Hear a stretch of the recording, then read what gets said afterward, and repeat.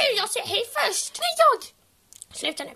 Ja, idag så ska vi sjunga en till. Jag skulle säga det denna gången också. Men Bägunge. tala för dig själv nu.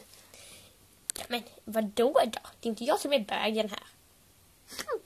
Okej, nu ska vi sjunga vår låt. 1, 2, 3.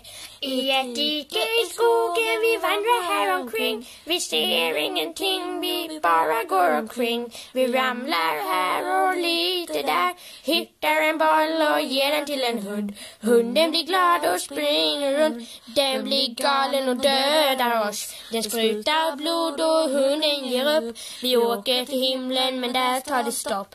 Vi ramlar ner till helvetet och där ber till Gud att hämta oss. Men vi var inte snälla. Hej! Hej! Där var vi klara på vårt sista då. Och du håller käften! Vad var det där för konstigt slag? Det var det. Hej!